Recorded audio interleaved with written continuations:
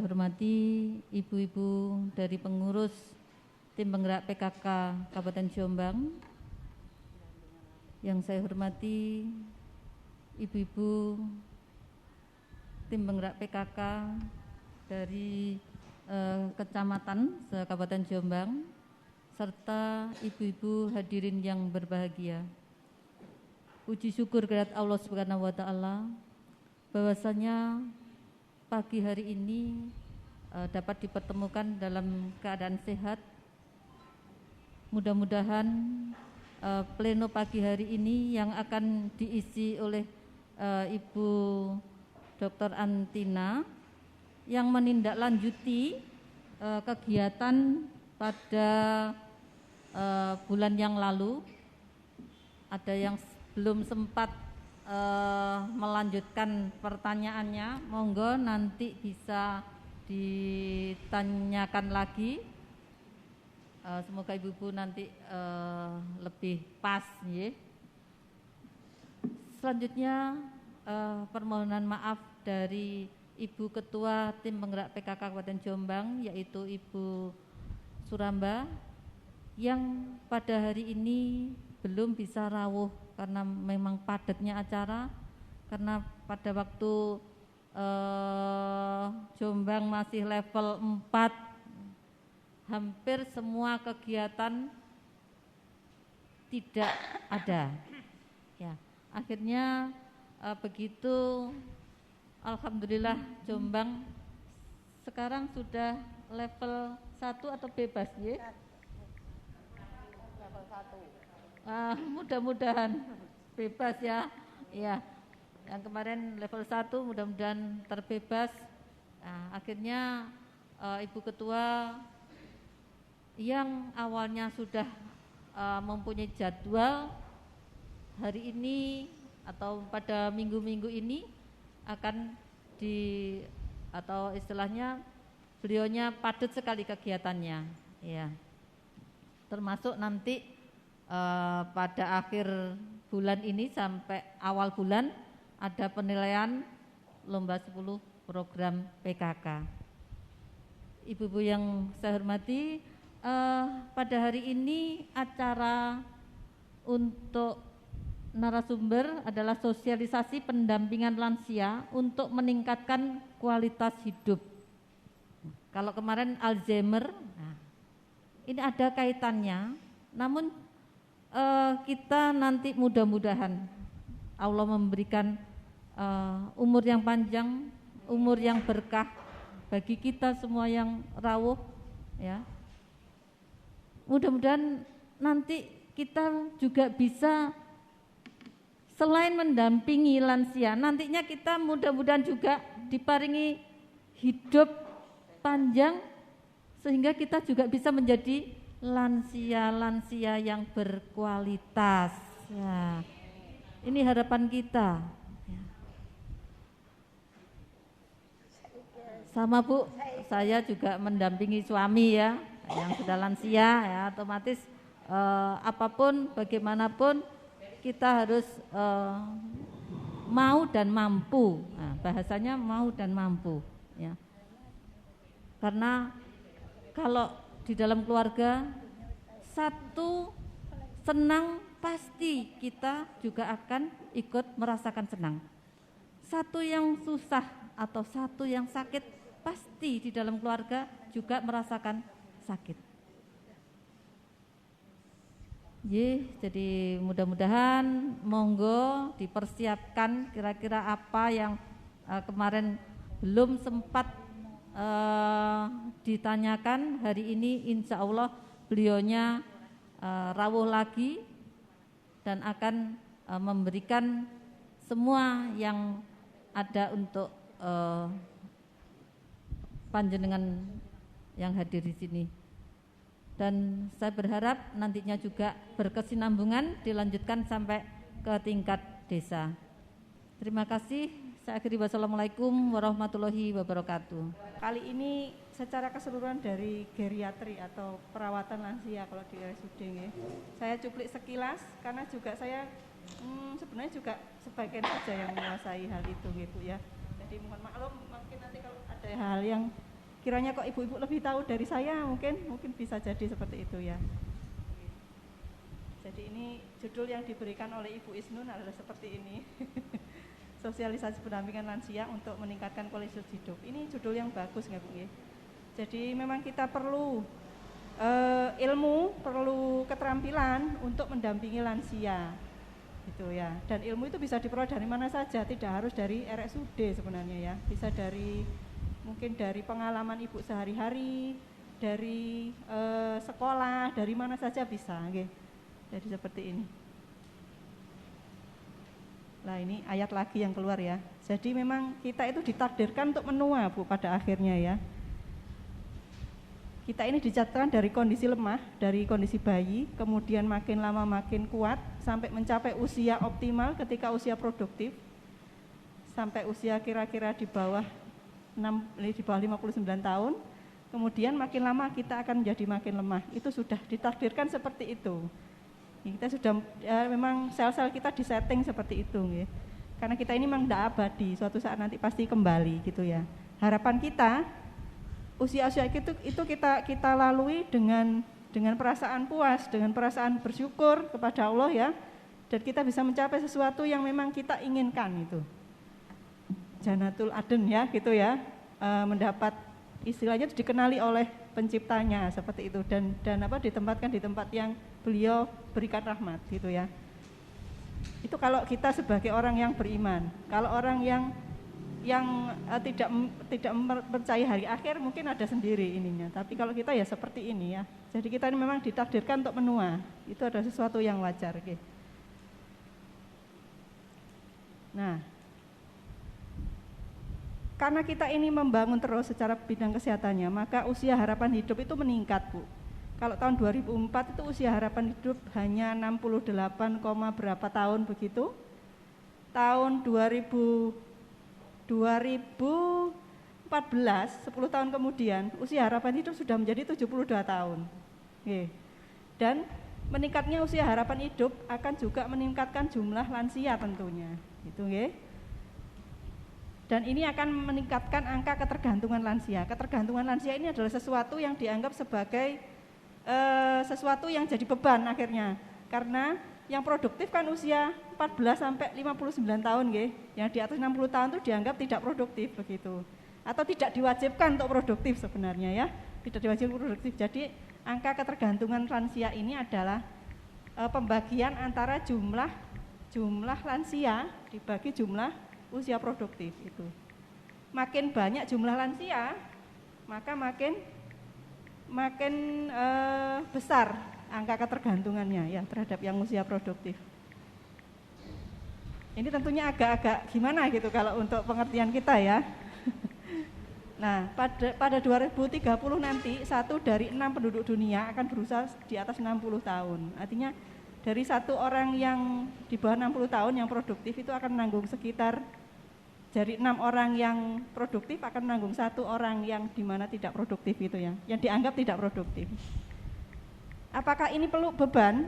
Kalau di dunia yang sekuler ini beban Bu, dan ini yang kita pakai untuk perhitungan ya, karena secara sekuler seperti ini.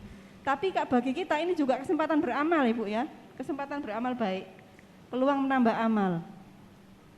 Terutama untuk orang tua sendiri ya, atau orang tua yang ada di sekitar kita gitu ya. Targetnya adalah ketika lansia sampai akhir hayat itu mereka sehat, produktif, kalau bisa mandiri terus ya. Tapi kalau mandiri terus berarti dia menghilangkan kesempatan anak-anaknya untuk beramal, gitu ya, untuk mendapat pahala merawat orang tua gitu ya. Nah ini yang kemarin kita jargonnya Prof. Marlina ya, bermartabat hingga akhir hayat. Akhirnya tujuan kita untuk mendampingi lansia adalah tidak mendapatkan kembali usia mudanya, tidak bisa. Mendapatkan kembali kesehatannya secara utuh tidak bisa. Tapi ini mendampingi sehingga beliau itu tetap bermartabat sampai akhir hayat, gitu ya. Nah, ini proses menua tadi yang adalah proses normal, nggih. Saat ini dianggap sebagai masih proses normal, meliputi proses biologi, psikologi, sosial, spiritual, dan lingkungan. Jadi ketika seseorang menua, tidak hanya kulitnya yang keriput, tidak hanya tulangnya yang keropos, tapi juga mungkin kesempatan bekerjanya berkurang, itu ya sosialnya. mobilitasnya jadi berkurang. Jadi kesempatan dia untuk bersilaturahmi dengan teman-temannya juga berkurang, gitu ya. Karena penglihatan berkurang, itu di kesempatan dia untuk menambah pengetahuan, menambah untuk keterampilan bidang teknologi juga akan berkurang. Ya, jadi secara psikologis juga dia akan terhambat, lebih menarik diri, gitu ya. Lebih membatasi pergaulan. Kalau diberi persoalan yang agak banyak, mungkin dia akan minta bantuan seperti itu. Sosial, spiritualnya juga lebih meningkat malahan. Kalau spiritual lebih meningkat karena sudah merasa tercapai apa yang sudah di dalam hidupnya itu sudah banyak yang sudah dilalui, sehingga mungkin secara spiritual harusnya meningkat. Lingkungannya juga berubah. Ya, dulu banyak teman, sering kemana-mana, sekarang jadi di rumah saja, itu berubah lingkungannya. Karena mobilitasnya juga berubah tadi. Kemudian ini sebenarnya asalnya cuma dari penuaan sel sebenarnya. Penuaan sel yang menyebabkan berkurangnya kapasitas fisik dan mental dan bertambahnya resiko sakit dan akan menuju kematian ya akhirnya finishnya itu. Dan ternyata setelah diamati perubahannya tidak linear, artinya tidak semua orang memiliki garis yang sama, Bu. Ada yang menuanya lebih cepat, ada yang tidak. Kalau Ibu lihat titik puspa Bu ya, kan mudah banget itu dibanding dengan anaknya tua anak-anaknya. Nah, kita pengennya seperti itu semua ya. Sudah berusia seperti titik puspa tapi wajahnya tetap cantik begitu, tetap produktif, tetap beraktivitas. Nah, baru-baru ini saya beberapa kali membaca bahwa ada beberapa ilmuwan yang mulai mengusulkan penuaan itu dianggap penyakit, dianggap disease. Tapi sebenarnya sudah ada hadisnya ya. Semua penyakit ada obatnya kecuali usia tua dan kematian. Nah, itu berarti memang sudah dari dulu sudah dianggap sebagai penyakit sebenarnya. Penuaan itu sebenarnya penyakit, cuma para ilmuwan sudah mulai berupaya menemukan obat supaya tidak berjalan dengan terlalu cepat penuaannya itu. Atau metode, bukan obat ya, metode supaya penuaan tidak berjalan dengan cepat. Mereka mengamati berbagai macam penduduk dunia dengan usia yang sama, yang tidak segera, yang lebih muda kayak titik puspa itu kan ada juga yang cepat tua, usia masih 50 tahun sudah keriput semua, sudah badannya sudah kurus, kering kayak gitu ya. Itu jadi dari situ nanti akan dicapai sesuatu yang barangkali bisa dapat kita pakai di masa depan gitu ya. Nah ini, jadi ternyata penuaan itu berkaitan dengan faktor pensiun. Retirement ya. Jadi kalau berhenti dari pekerjaan itu juga lebih cepat menua orangnya seperti itu.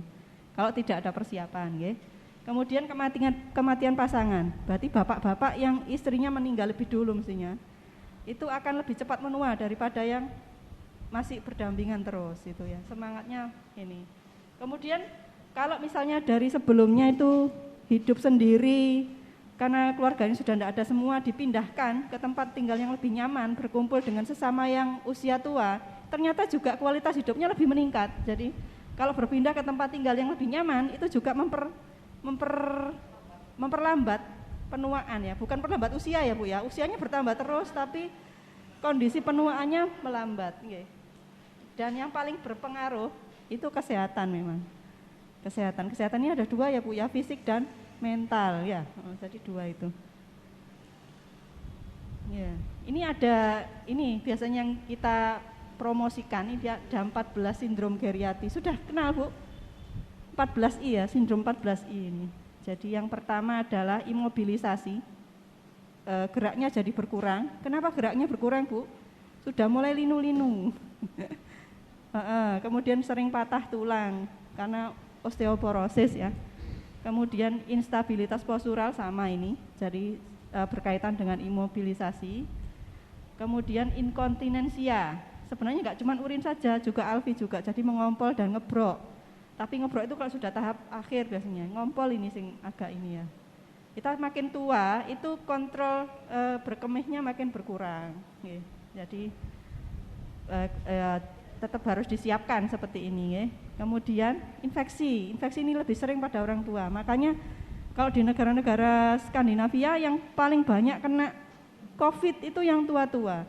Yang lebih dulu wabahnya cepat menjadi di nursing home, di tempat panti werda seperti itu. Kalau kita enggak ya, semuanya kena. Malah terutama yang muda karena mobilitasnya tinggi dan kurang disiplin ya. Nggih. Kalau di negara maju yang orang tua yang mudah kena. Kemudian impairment of senses, gangguan panca indera, sering terjadi nggih. Gangguan pendengaran, gangguan penglihatan, dan itu berperan sekali, Bu. Jadi kalau sudah mulai ada gangguan pendengaran atau penglihatan, biasanya mulai akan muncul gangguan psikologisnya, gitu ya. Paranoid karena tidak mendengar, akhirnya jadi curiga. Kon ngopo-ngopo gitu. Rasanya aku ya, kelihatan dua orang sedang berini ya, itu ya. Nah, ini inanition. Saya nggak terlalu familiar dengan istilah ini, tapi intinya kekurangan nutrisi ya, kekurangan gizi. Sudah mulai giginya sudah mulai berkurang, makanya Bu, kesehatan gigi itu penting. Ini prinsipnya ibu saya ya. Supaya orang bisa hidup lebih nyaman itu kalau dia bisa menikmati makanan sampai usia lebih dari 60 tahun. Itu menurut ibu saya ini. Dan supaya seperti itu dia harus menjaga giginya. Kalau giginya baik, bisa mengunyah dengan baik, makan apa saja oke. Itu yang jadi bikin orang bahagia katanya gitu. Jadi salah satu kesehatan gigi juga penting Ibu ya. Pada usia ini harus bertahan. Kalau misalnya sudah mulai giginya terganggu harus ke dokter gigi supaya diganti ataukah dipasang mungkin gigi palsu supaya bisa menikmati nutrisi Bu. Nutrisinya biar nggak terganggu ya. Nutrisi nggak cuma nutrisi karena juga ada faktor fun-nya, kesenangannya pada makanan itu ya. Oke. Nah yang ketujuh, iatrogenik. Kalau sudah mulai tua, penyakitnya banyak, sering ke rumah sakit, jadi sering makan obat lebih banyak Bu. Nah ini juga bisa menimbulkan masalah baru sebenarnya ya. Makanya poligeriatri itu kita merancang untuk integral ya. Jadi kalau memang misalnya sudah diberikan obat dari polineurologi, yang dari polijantung ikuti obatnya apa saja, yang perlu saya tambahkan apa, yang saya nggak boleh tambahkan apa. Saya misalnya, saya mau kasih obat depresi itu mengandung serotonin agent, serotonin activating agent. Nah itu kalau dipakai bersamaan dengan obat pengencer darah yang biasanya diberikan pada pasien stroke atau pasien kardiovaskuler, itu akan double efeknya. Kalau pasiennya tekanannya, tensinya tinggi, bisa rembes, bisa perdarahan akhirnya gitu. Jadi harus saya pertimbangkan. Kalau mereka pakai dosis pengencer darahnya full, antidepresan saya kurangi supaya enggak ada efek samping. Saya harus pikirkan cara lain supaya pasiennya tidak sedih gimana caranya gitu ya. Tapi enggak pakai antidepresan terlalu banyak. Nah itu. Jadi kudu integratif nggih. Insomnia, sering gangguan tidur karena memang produksi melatoninnya juga berkurang gitu nggih. Nah, sebenarnya insomnia ini bisa dibilang juga berkah nggih. Karena orang tidur itu kan mati ya. Jadi hitungan amalnya kan mandek. Kalau ditambahi waktu jaga sebenarnya berkah juga ini. Panjang umur nambah umur. Nambah umur ya, nambah amal bisa ya, nggih. Nah, intellectual impairment atau gangguan kognitif. Contohnya yang kemarin Alzheimer itu Bu ya. Tapi yang ringan-ringan mungkin sudah banyak yang terjadi ya. Jadi pada lansia mungkin yang duluan muncul itu bukan Alzheimer yang kelihatan banget, tapi cuma terganggu saja kalau misalnya harus menyelesaikan tugas yang kompleks, menyelesaikan skripsi atau mulai agak sulit. Pada waktu muda dulu sangat pinter gitu ya. Nah itu.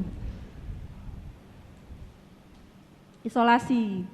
Teman-temannya mulai berkurang, banyak yang sudah meninggal, akhirnya suka menarik diri. Atau anak-anaknya sudah mulai tinggal tidak di rumah, itu juga salah satu masalah lansia, dia jadi sendirian di rumah. Dan sendirian ini menyebabkan dia menurun stimulus sosialnya menurun. Begitu stimulus menurun, otak juga jadi kurang aktif. Kalau sudah kurang aktif jadinya gampang lupaan, gampang demen ya, gampang tidak berkembang gitu ya. Isolasi, impecunity, berkurangnya penghasilan, sudah pensiun, sudah tidak kuat bekerja keras, dulunya masih bisa nyari tambahan dengan bekerja di sawah, sudah mulai nggak bisa, atau kalaupun kerja di sawah cuma dibayar setengah karena cuma kuatnya setengah hari saja. Banyak Bu yang alami seperti ini nggih. Kadang-kadang pasien saya itu sudah tua, anaknya gangguan jiwa, orangnya masih kerja di sawah, kasihan ya. Seperti ini kasihan dan harus mencari uang sendiri ya, seperti itu ada juga nggih. Nggih. Infection, kadang-kadang konstipasi. Konstipasi ini apa Bu? tidak bisa BAB dengan lancar, bedegelen. Ini juga masalah lansia. Karena mungkin semangatnya turun, selera makannya turun, giginya tidak bisa ngunyah dengan baik, nutrisinya kurang, yang masuk ke dalam usus juga kurang. Akhirnya yang dorong kurang banyak. Jadi sering terjadi infection, konstipasi ya. Ini juga perlu dipikirkan. Dan imun defisiensi. Kalau semua sistem turun, termasuk juga sistem imun. Imunnya juga turun, jadi harus jaga diri lebih baik karena dibanding waktu muda dulu kurang tahan terhadap penyakit. Kemudian impoten ya, gangguan seksual ini juga penting Bu. Kalau bapak-bapak mungkin masih bisa perkasa itu sampai 70-an tuh bisa Bu.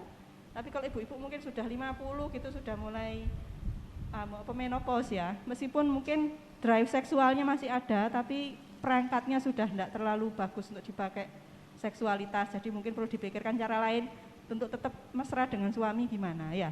Gitu. Tidak harus dengan berhubungan seksual kan gitu. Ya itu 14 sindrom geriatri yang kita biasa sebut dengan sindrom 14I. Saya sendiri juga belum hafal Bu ini Bu. Ini apa saja itu. Nah, apa saja yang bisa kita lakukan sebagai pendamping ya? Ini advokasi kebijakan yang sudah dilakukan mungkin Bu Asnun dan tim penggerak PKK yang lain juga sudah mungkin ikut ya. Kebijakannya lebih ramah lansia, jadi lebih mengutamakan lansia. Misalnya kalau di bis itu ada tempat duduk tersendiri untuk lansia, itu kebijakan. Perlu advokasi ya, didorong supaya ada kebijakan itu. Kemudian seperti yang kita lakukan, membagi informasi dan promosi sayang lansia, maksudnya kita promosikan semampu kita untuk mereka lebih peduli pada lansia, orang sekitar kita lebih peduli pada lansia dan memiliki sifat yang khusus pada lansia itu ya. Dan kita juga terapkan sendiri dalam kehidupan kita sehari-hari ya.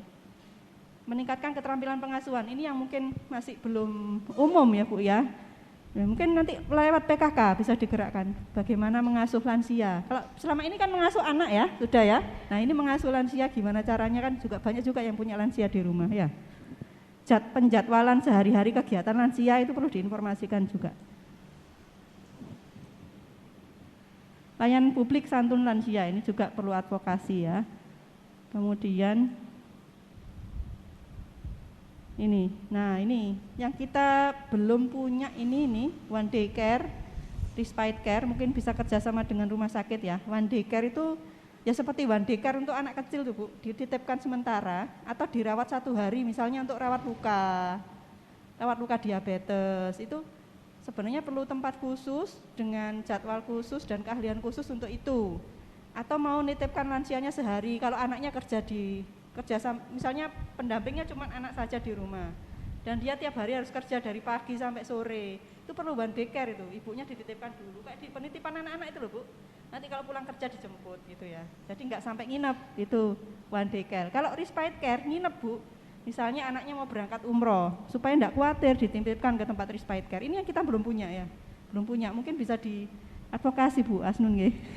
Jadi kalau mau umroh supaya nggak kepikiran orang tuanya nanti gimana, dititipkan ke respite care. Atau sudah capek, bisa capek Bu, ngurus lansia itu ada capeknya. Nah, kalau sudah capek kita jadi ketus. Kalau sudah ketus dosanya nambah Bu. Pahalanya gak sepiro, dosanya nambah ya. Jadi rugi ya. Nah, supaya tidak seperti itu, titipkan dulu sementara di respite care kalau ada ya. Makanya mungkin kita perlu pikir-pikirkan untuk buat ya respite care, jadi tempat tinggal sementara untuk menitipkan orang sakit, bisa lansia seperti ini atau bisa juga mungkin orang dengan gangguan jiwa yang sudah mulai stabil tapi belum bisa ditinggal, itu masih bergantung gitu ya, itu dititipkan sementara. Kalau keluarganya misalnya perlu umroh 2 minggu atau 3 minggu umroh, titipkan dulu ke sini, nanti kalau sudah selesai diambil lagi. Atau keluarganya lagi capek banyak urusan, dititipkan dulu, nanti kalau sudah urusan selesai diambil lagi, itu ya, seperti itu respite care ya. Dan nursing home ini kayak panti werda itu Bu ya.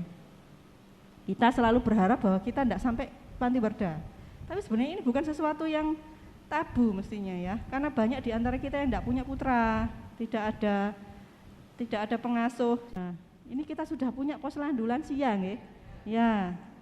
Dan ini adalah sesuatu yang sudah bagus, sudah ada sistem. Saya lihat posyandu lansia, adanya posyandu lansia, posyandu balita, posyandu jiwa ya. Bagus semua. Itu kegiatannya sudah ada, sistem sudah ada, pedoman sudah ada. Cuma mungkin tinggal dilengkap-lengkapi saja Bu ya. Mampu menjaga sebagian besar lansia, terutama yang masih sehat. Tapi yang sudah di rumah, nggak bisa kemana-mana, ini nggak terjangkau. Ya.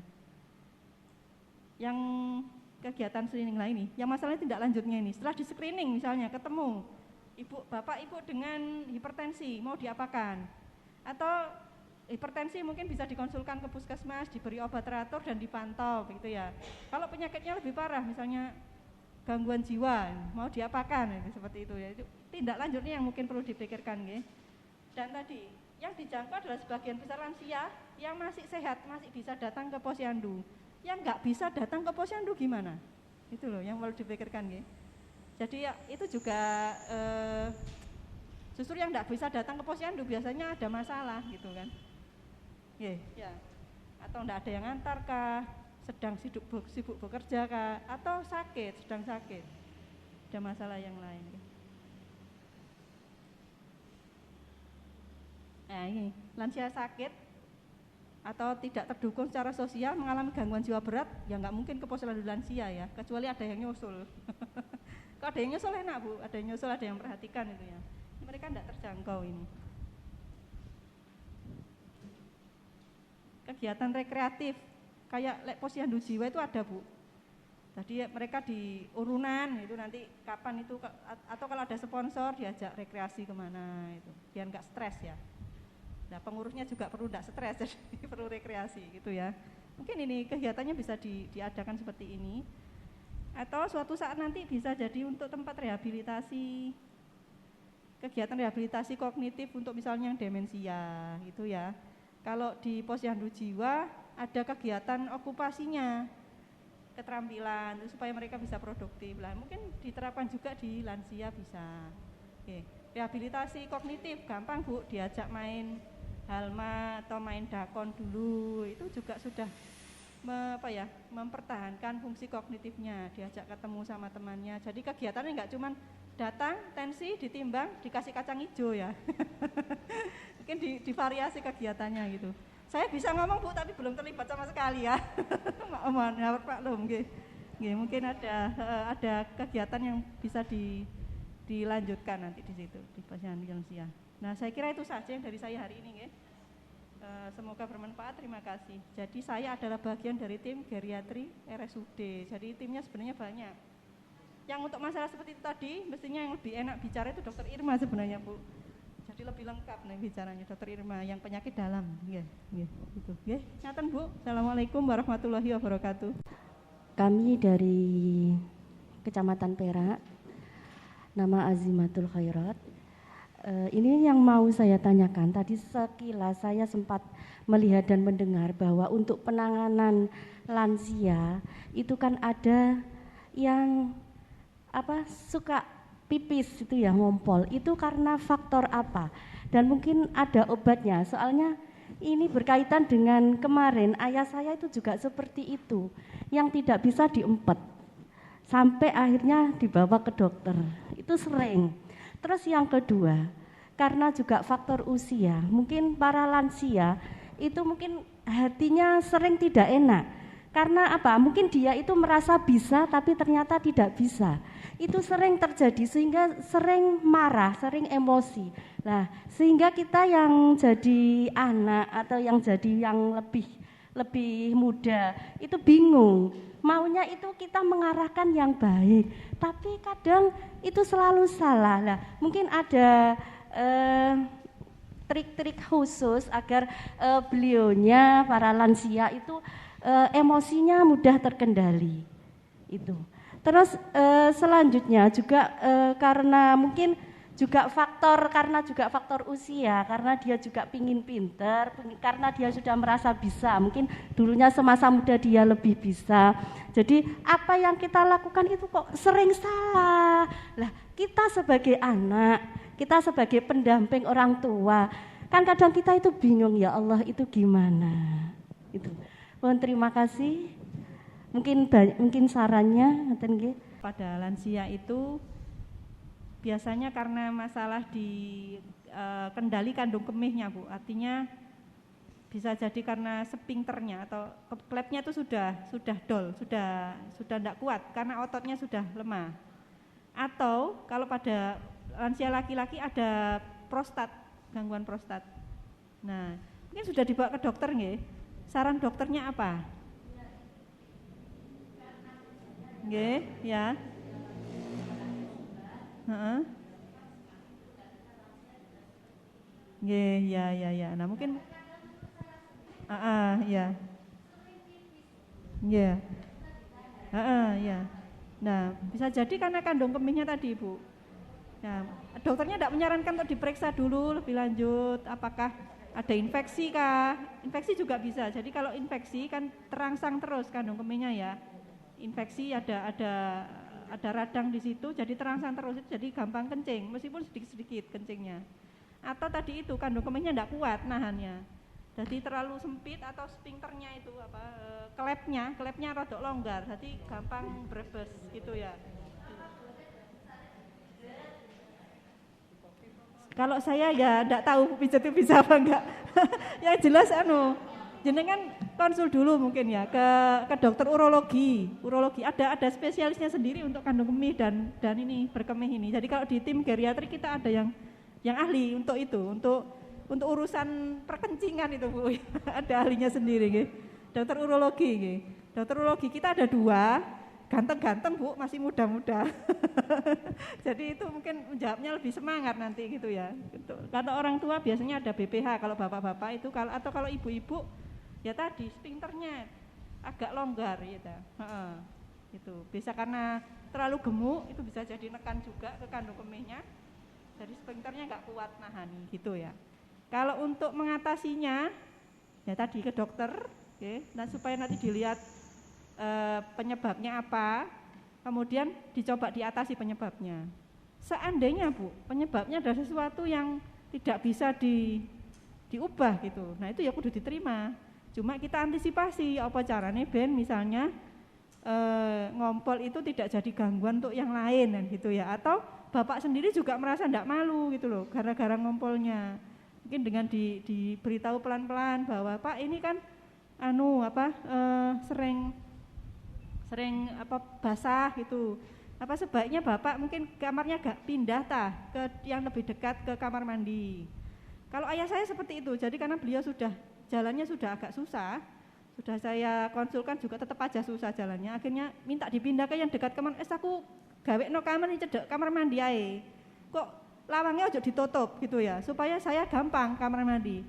Kok terus biasanya kalau misalnya dia mungkin ngompol atau ngebrok di ini, jangan dikomentari ya Bu, itu sakit hati betul. Sakit hati dan sedih orangnya. Jadi ya langsung dibersihkan gitu aja. Ya, dibersihkan sini, Pak. Nanti kalau misalnya ini lagi tak kasih ini ya Pak ya. Tak kasih misalnya pispot di dalam rumah, enggak apa-apa Pak. Enggak apa-apa daripada nanti Bapak kepreset kalau ke sana-sana. Itu ya, tapi kalau orangnya masih lebih suka ke kamar mandi ya tadi itu, buat sarana supaya beliau gimana caranya lebih dekat dengan kamar mandi, seperti itu. Ya, kalau terpaksa lagi harus ngepel tiap hari Bu, tapi gak usah ngomong ya. Terus dihayati saja perannya bahwa ini saya ngeramut orang tua memang. Ya seperti kalau anak kita pas usia-usia di bawah 5 tahun loh Bu, sering ngompol kemana-mana ya seperti itu, gitu ya. Kita kan ya sudah ajarkan juga, tapi kalau anak kan makin lama makin pinter ya. Kalau orang tua enggak, makin lama makin enggak pinter. Ya itu yang harus disadari oleh pengasuhnya nggih. Ini memang harus ladang pahala itulah. Nggih, sabar. Nah, itu yang enggak ada kalau di kebudayaan sekuler enggak ada itu. Yang ada di kita, Bu. Jadi untuk merawat orang tua karena faktor pahala tadi itu, nggih. Itu ya. Nah, sama dengan yang tadi untuk mengatasi masalah emosionalnya. Coba dicari tahu dulu. Biasanya memang kalau kita sendiri kalau kita pengen melakukan sesuatu dan kita tidak bisa melakukan, frustasi Bu. Nah, terus-menerus frustasi lah, ya sedih akhirnya. Kalau sudah sedih kita kan sensitif ya, jadi ada depresinya gitu loh. Depresi nggak bisa diatasi sendiri ya ke dokter Bu, ke saya akhirnya. Ngobrol-ngobrol gitu, ngularkan apa saja yang jadi unek-uneknya gitu. Kalau ternyata dengan itu nggak bisa berubah juga ya pakai obat, akhirnya seperti itu. Nggih. Jadi ya ibaratkan seperti kita loh, kalau kita dalam kondisi seperti itu berkurang kemampuannya ya pasti ada frustasi nggih. Nah, itu yang perlu dipahami itu. Dadi akeh ngalahi kudu anake. Tapi tadi Bu, usahakan untuk tidak ngalah boleh ya, kemudian mencurahkan perhatian sepenuh hati memang harus, tapi upayakan supaya tenaga kita itu ada Bu. Jangan sampai terus misalnya bapak ini punya 5 anak, sing rambut mek siji tok, sing siji ya pegel ya butuh memperkaya diri sendiri ya, butuh rekreasi juga kan gitu juga. Jadi kudu dibagi bebannya, bagi beban ya Bu ya, yang penting bagi beban. Atau seandainya ada Bu, ya tadi itu mungkin sekali-sekali dititipkan ke respite care itu ya. Tapi kita harus punya dulu respite care-nya gitu. Mungkin nanti bisa dipikirkan ke depannya gitu. Diajak rekreasi sekali-sekali. Yang rekreasi enggak cuman yang diasuh, yang ngasuh juga rekreasi. Gitu gitu Bu gitu. Ya. Assalamualaikum warahmatullahi wabarakatuh. Saya dari Pokja 1 Kecamatan Kudo, Ibu. Pengalaman ini merawat ibu yang sudah usia 80, Gudo, Bu. Yang saya tanyakan kepada dokter ini merubah mindset ibu saya. Ini juga mungkin pengalaman nanti disampaikan kepada yang lainnya di PKK desa. Kebanyakan di lansia itu menghindari beberapa jenis makanan sekarang, Bu. Nek mangan iki nggarai asam urat, nek mangan iki nggarai kolesterol, nek mangan iki nggarai gatel. Akhirnya nutrisi-nutrisi itu menjadi berkurang. Lah kadang sebagai anak itu kan dirawat adik saya jengkel. Mbak ditui kok bendino tahu tempe tok itu yang paling aman. Sedangkan kita juga butuh sayur, buah, telur dan lain-lain. Untuk merubah mindsetnya ibu ini seperti apa? Terima kasih dokter. Assalamualaikum warahmatullahi wabarakatuh. Karena sakit lambung terus dia tidak makan ini, tidak makan itu. Padahal apakah dokternya melarang begitu? Tidak. Dia sendiri gitu ya. Linu-linu terus habis itu enggak makan bayam, katanya bayam itu sumber asam urat. Nah, tapi makan apa Bu? Makan dodo soto lah, podo ae ya. Itu loh, jadi hoax atau apa bukan hoax ya. Kita itu kalau ambil pengetahuan itu kadang sepotong-sepotong Bu, enggak keseluruhan. Kalau misalnya yang dipantang dari asam urat apa saja, kan muncul nanti daun singkong, daun bayam, nah, itu kan sudah yang nomor berapa gitu, yang atas dulu enggak disebut, jeroan, kaldu itu enggak disebut, baru yang disebut yang di bawah. Iya, nah itu mungkin memang apa ya, pengertian tentang hal-hal yang dilarang dan tidak dilarang itu yang perlu disebarluaskan ya. Kalau perlu Ibu ada bukti ya. Jadi ini loh Bu, ini lembaran dari rumah sakit dari apa pojok gizi puskesmas misalnya. Larangannya asam urat itu cuma ini Bu. Yang ini tuh enggak dilarang. Ya dilarang tapi lek jumlahnya akeh, makan bayam 1 kilo ya mungkin jadi linu ya. Tapi lek cuma sak mangkok ya apa ya linu kan gitu loh ya, gitu ya. Atau makan lek melinjo jangan, memang rada cepet melinjo itu ya, agak banyak dikit gitu sudah ini. Tapi lek bayam ya enggak lah. Ya, itu ya. Terus kemudian juga jadi tadi Bu, diambilkan brosur yang dari lembaga resmi. Iki loh Bu, larangannya asam urat. Terus yang paling penting lagi, dicek tiap bulan itu loh. Jenengan ini asam urat apa enggak sih? Wong enggak gini loh, asam uratnya cuma 3 loh. Berarti itu enggak sakit Bu, enggak apa-apa. Ginjalnya bagus, sehat. Ibu boleh makan agak banyak. Ya, puterkan kasetnya Dr. Agus Fauzi Bu. Yang bilang, oh enggak apa-apa, makan kepedik enggak apa-apa, tapi hari kan aja di lab gitu ya.